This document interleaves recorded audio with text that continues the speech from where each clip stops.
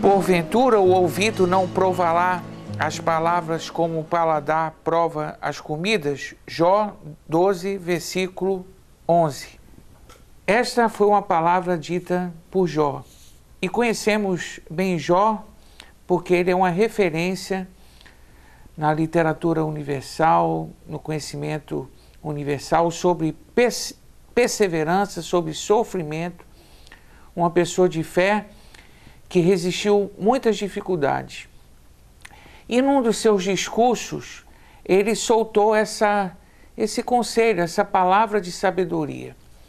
Porque Jó enfrentou os infortúnios das perdas, das doenças, mas tinha outra dificuldade também, que foi a questão dos amigos que se aproximaram dele, que ele chamou de consoladores molestos. Esses três chegaram e ficaram próximo de Jó no início em silêncio, mas depois começaram a proferir discursos acusatórios a respeito de Jó. E Jó então solta essa palavra de sabedoria, dizendo que a palavra deveria ser provada, como o paladar prova a comida. E aí me lembra um episódio da vida de Eliseu, em que Eliseu estava com seus discípulos e estava em período de fome. Ele pediu para um de seus discípulos buscar alimento. E o discípulo foi atrás de alimento, atrás de ervas, e pegou uma erva venenosa sem saber.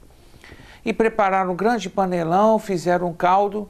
Quando foram provar o alimento, perceberam que havia morte, ou seja, o caldo estava envenenado. E alguém gritou: a morte na panela, a morte na panela. Portanto, foi o paladar que identificou o veneno. E o ouvido tem que identificar também as palavras venenosas, porque durante a nossa existência recebemos palavras venenosas que podem nos matar, nos destruir, nos complicar, atingir fundo a nossa alma e mudar até o rumo da nossa vida. Então, por exemplo, a gente tem que exercer o discernimento com respeito aos conselhos que nós ouvimos. Há bons conselhos e há maus conselhos.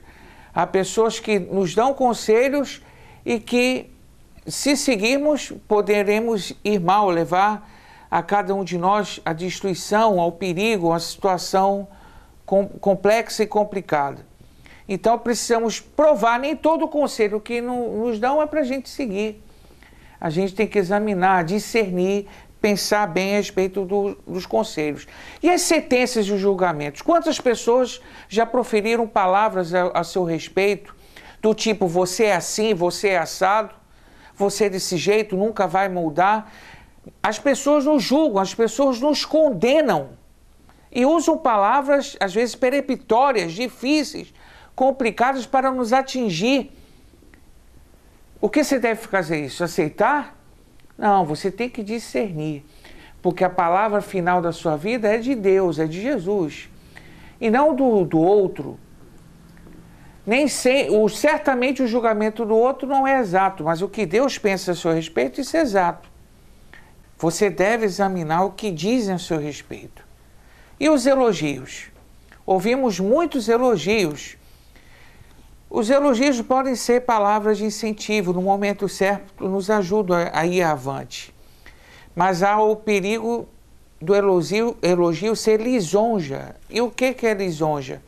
É elogio falso. A pessoa te elogia com segundas intenções, querendo lucrar com isso, querendo ganhar essa confiança para depois agir de maneira malévola. E os elogios podem também nos prejudicar quando a gente está errado. Quando a gente está errado e a pessoa está elogiando, dizendo, tá tudo bem, continue nesse caminho. Então a gente tem que provar, tem que discernir os elogios e não aceitar de pronto qualquer elogio que venha na nossa direção. E a crítica? A crítica pode, às vezes, também nos atrasar, nos derrubar. E a gente tem que provar. Eu sei que existe a crítica oportuna, que quando a gente está errado, a gente precisa ser criticado, ser chamado a atenção. Mas aqui existe aquele espírito crítico, pessimista, que só vê coisas ruins e que prejudicam a nossa vida, a gente não vai avante por causa do crítico. Ou aquele que tem antipatia com relação a você, está sempre criticando, querendo ver você se atrasar na sua vida de alguma forma. Também temos que provar com respeito ao sofisma. E o que é sofisma? Temos de discernir. Sofisma vem com um discurso verdadeiro, usa a verdade, mas existe uma grande mentira escondida naquela verdade. E a gente vê nas tentações que Satanás usa verdades com mentiras para nos enredar, para nos enganar. A gente tem que provar e discernir e não aceitar esse sofisma e tirar qualquer tipo de sofisma da nossa vida. E temos que provar também essa questão do relativismo. Hoje, para muitas, a verdade absoluta é que tudo é relativo, ou seja, que não há verdade absoluta. Então você tem a sua verdade, eu tenho a minha verdade, cada um fica com a sua verdade. É o que dizem. Mas existem verdades absolutas, a Bíblia registra verdades absolutas, Deus é uma verdade absoluta, então não temos que aceitar esse relativismo absoluto e não podemos abrir mão dos princípios que são eternos e que são absolutos, que a gente deve ficar, custe o que custar. Eu quero lembrar a você o exemplo de Jesus. Satanás tentou Jesus, usando até o Salmo 91, usando até a palavra. E Jesus respondeu com as Escrituras.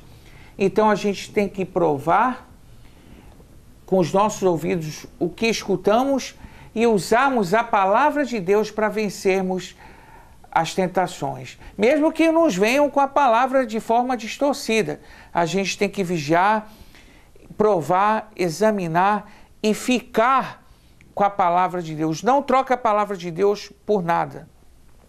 Não barganhe os princípios de Deus por nada. Não troque. Fique com a palavra de Deus.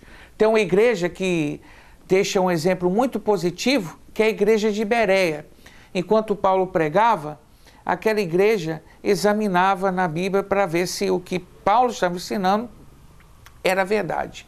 Nós precisamos examinar as Escrituras. Tudo que ouvimos, examinarmos segundo as Escrituras e discernimos, para assim vivermos melhor. Esta é uma palavra de sabedoria que Paulo exerceu naquele momento, onde aqueles amigos estavam sendo, na verdade, consoladores molestos. Estavam trazendo prejuízo para Paulo. Sabe por quê? Porque com Cristo tudo novo.